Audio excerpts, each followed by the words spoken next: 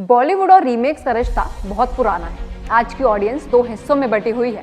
एक तरफ वो लोग हैं जो कहते हैं कि रीमेक्स ने हिंदी सिनेमा को कई सुपरहिट दी हैं और इंडस्ट्री को फाइनेंशियली सुरक्षित रखा है, लेकिन दूसरी तरफ एक बड़ा वर्ग है जो कंप्लेन करता है कि बॉलीवुड में क्रिएटिविटी खत्म हो गई है, नई कहानियां कहाँ हैं। तो आज हम बात करेंगे ओरिजिनल कंटेंट वर्सेस रीमेक की। जानेंगे कि बॉलीवुड क्यों बार बार रीमेक्स बनाता है, ऑडियंस इन्हें कैसे देखती है और फ्यूचर में इंडस्ट्री को किस दिशा में जाना चाहिए।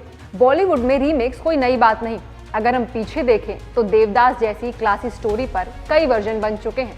1935 में केएल सहगल वाली देवदास, 1955 में दिलीप कुमार वाली और 2002 में शाहरुख खान वाली ग्रैंड वर्जन। यानी रीमेक्स का ट्रेंड पुराना है, लेकिन हाल ही के सालों में ये और भी बढ़ गया है।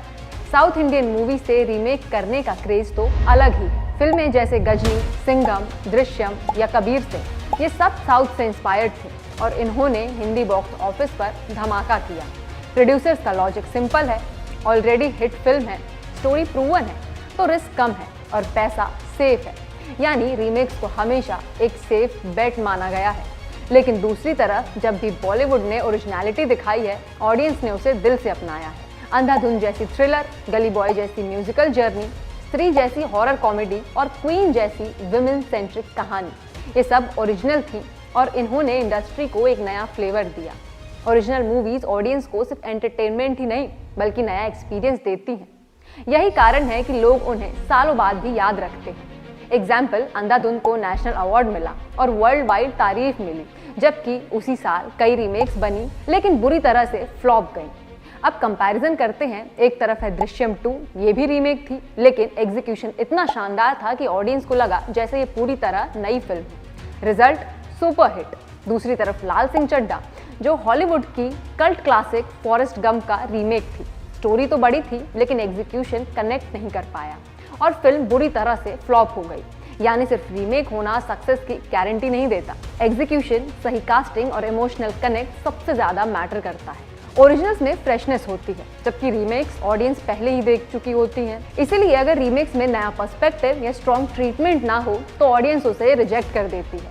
आज की ऑडियंस पहले जैसी नहीं है। ओटीटी प्लेटफॉर्म्स और इंटरनेट की वजह से हर किसी के पास रीजनल सिनेमा, हॉलीवुड और वर्ल्ड सिनेमा तक की आसान पहुंच है। अब ऑडियंस सिर्फ हिंदी वर्जन का इंतजार नहीं करती, वो ऑलरेडी ओरिजिनल देख चुकी होती है। तो जब वही फिल्म बॉलीवुड में रीमेक होती है तो लोग कहते हैं ये तो पहले ही देख ली थी, नया क्या है।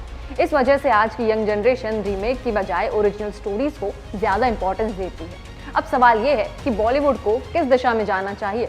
रीमेक्स इंडस्ट्री को कभी कभी बॉक्स ऑफिस पर बचा लेती हैं, लेकिन वो सिर्फ शॉर्ट टर्म सोल्यूशन है। ओरिजिनल स्टोरीज रिस्की होती हैं, लेकिन वही एक नया ट्रेंड सेट करती हैं और ऑडियंस को याद भी रहती हैं।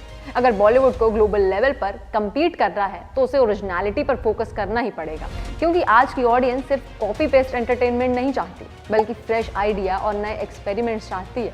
तो दोस्तों, अब फैसला आपके हाथ में है। आपके हिसाब से बॉलीवुड को किस रास्ते पर चलना चाहिए? सेफ रीमेक्स जो कभी कभी बॉक्स ऑफिस को बचा लेते हैं, या फिर डेयरिंग ओरिजिनल स्टोरीज जो शायद रिस्की तो हों लेकिन इंडस्ट्री को नया फ्लेवर देती हैं? आप किस टीम में हैं, टीम ओरिजिनल या टीम रीमेक? अपने थॉट्स हमें कमेंट सेक्शन में जरूर बताइएगा। और एंटरटेनमेंट से जुड़ी ऐसी ही इंटरेस्टिंग चर्चाओं के लिए जुड़े रहिए हमारे साथ हमारे चैनल स्कूप स्टूडियो में।